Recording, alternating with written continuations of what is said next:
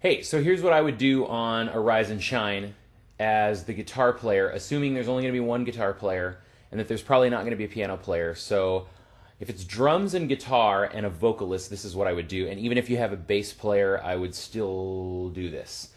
It's pretty straightforward in the key of D. So you got D, you got B minor, you got G, you got A, and then at the end of the choruses there's an E minor. I don't know how comfortable you are with your bar chords, your B minor, but you can probably get away with a B minor 7 in this song, which is played like this. So it's nothing on the E string, second fret of the A, open D, second fret of the G, open B, second fret of the E. So kind of every other string on the second fret, and you only play 5 strings. So that's it.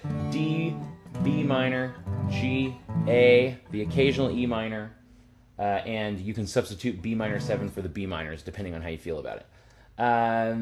If it's just you and Griffin, the most important thing is just driving the rhythm. So that's kind of the part I'm going to show you. If you've got other people there with you, then I can make you a tutorial that has more of the high electric guitar textures, but that seems impractical if it's just a duo, or even if it's just you, a bass player, and Griffin, I would still do something like this just to really drive the song. So I'll just play along to the recording so you can kind of get a feel for what's going to go on, or you know what I would do.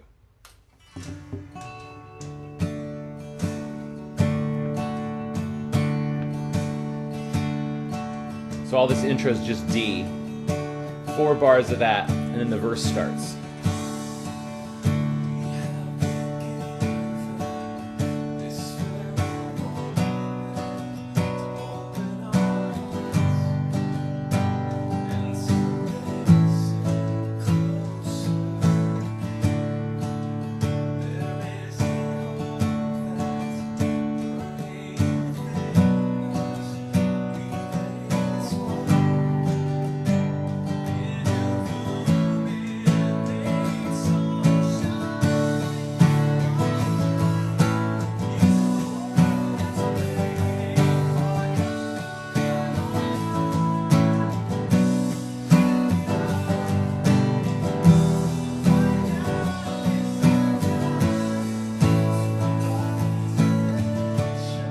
You'll probably notice I play my A's a little differently than most people. That's because my fingers are too fat to play a normal A.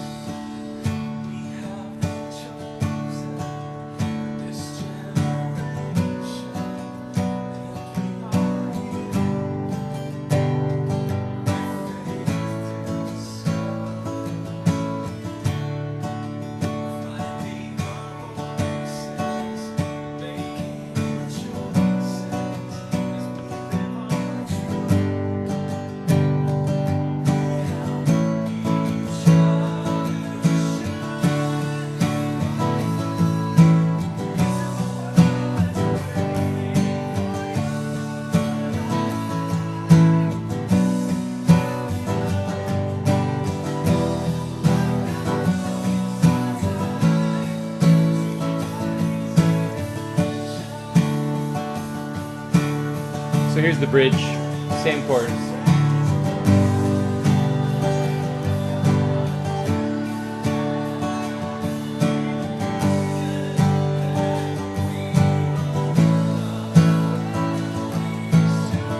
Of course.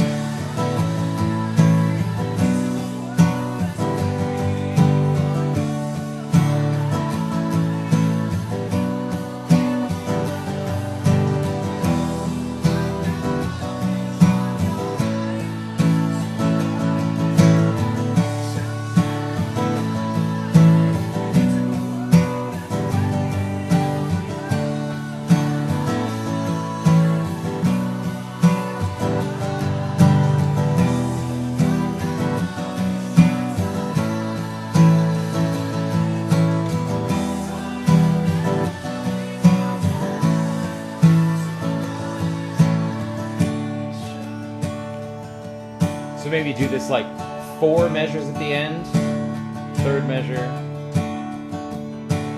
4th measure, and then I would end here. Oh, like the song actually does. So a couple things after having gone through it. Oh man, what was I going to say? Oh, don't pay attention to my G chords. I played a bunch of different versions of G. Whatever G you're comfortable with is going to be fine.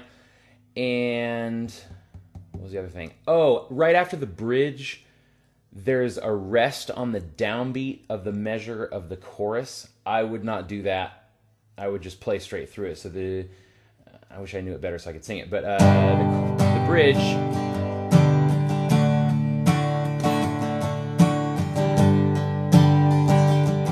And then there's supposed to be a rest on this downbeat. I would just play straight through it.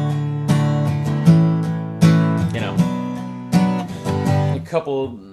know, a couple years from now, you can put that rest on the downbeat. Or, I mean, even if you had more time to learn it. But, yeah, just play straight through. I think that should cover everything. I will email you a chord chart so you can get a feel for... so you can see what everything is. But it's pretty straightforward in terms of there aren't complicated chord shapes.